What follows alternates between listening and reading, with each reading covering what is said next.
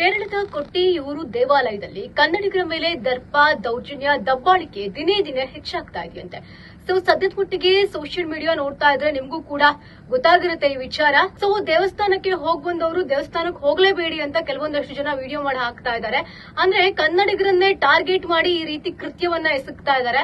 ಅದರಲ್ಲೂ ಕೂಡ ಮಹಿಳೆಯರಿಗೆ ಸ್ವಲ್ಪ ಮಟ್ಟದಲ್ಲೂ ಕೂಡ ಗೌರವ ಕೊಡ್ತಾ ಇಲ್ಲ, ಮರ್ಯಾದೆ ಕೊಡ್ತಾ ಇಲ್ಲ.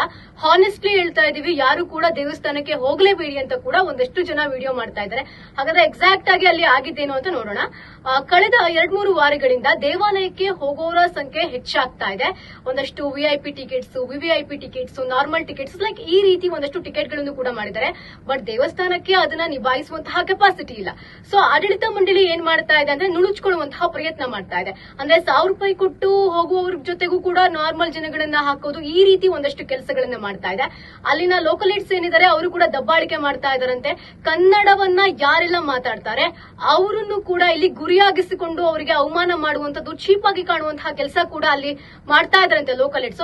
ಇದು ಕೂಡ ಅವ್ರು ಹೇಳಿದ್ದಾರೆ. ಅಂದ್ರೆ ಅಲ್ಲಿ ಹೋಗ್ ಬಂದವರು ಪ್ರಕಾರ ಆ ದೇವಸ್ಥಾನಕ್ಕೆ ಯಾರು ಕನ್ನಡಿಗರು ಹೋಗಲೇಬೇಡಿ, ನಮ್ಮಿಂದನೇ ಅಂದ್ರೆ ಕನ್ನಡಿಗರೇ ಹೆಚ್ಚಾಗಿ ಇಲ್ಲಿ ಬರ್ತಾ ಇರೋದು. ಆದ್ರೆ ಕನ್ನಡಿಗರಿಗೆ ಗೌರವ ಕೊಡ್ತಾ ಇಲ್ಲ. ನಮ್ಮ ಸೆಲೆಬ್ರಿಟೀಸ್ ಯಾರಿದ್ದಾರೆ, ದರ್ಶನ್ ಅವರು, ರಿಷಬ್ ಶೆಟ್ಟಿ ಅವರು, ಜಗ್ಗೇಶ್ ಅವರು, ಸಾಕಷ್ಟು ಜನ ಸೆಲೆಬ್ರಿಟೀಸ್ ಅಲ್ಲಿಗೆ ಹೋಗಿ ಬಂದಿದ್ದಾರೆ. ಇವರೆಲ್ಲ ಹೋಗಿ ಬಂದ ನಂತರದಲ್ಲಿ ನಮ್ಮ ಕನ್ನಡಿಗರು ಬರುವಂತಹ ಸಂಖ್ಯೆ ಹೆಚ್ಚಾಗ್ತಾ ಇದೆ.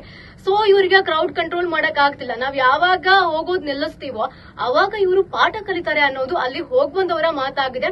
ಸೊ ಗೊತ್ತಿಲ್ಲ, ಸದ್ಯದ ಮಟ್ಟಿಗೆ ಅಲ್ಲಿನ ಒಂದಷ್ಟು ಆಡಳಿತ ಮಂಡಳಿ ಈ ವಿಚಾರಕ್ಕೆ ಸಂಬಂಧಪಟ್ಟಂತೆ ರಿಯಾಕ್ಟ್ ಮಾಡಿಲ್ಲ. ಇನ್ನೇನು ಕೆಲವು ದಿನಗಳಲ್ಲಿ ದೇವಸ್ಥಾನ ಮುಚ್ಚುತ್ತೆ. ಸೊ ಕಾದ್ ನೋಡೋಣ ಇನ್ನಾದ್ರೂ ಈ ಒಂದು ಸಮಸ್ಯೆ ಬಗೆಹರಿಯುತ್ತಾ ಅಂತ.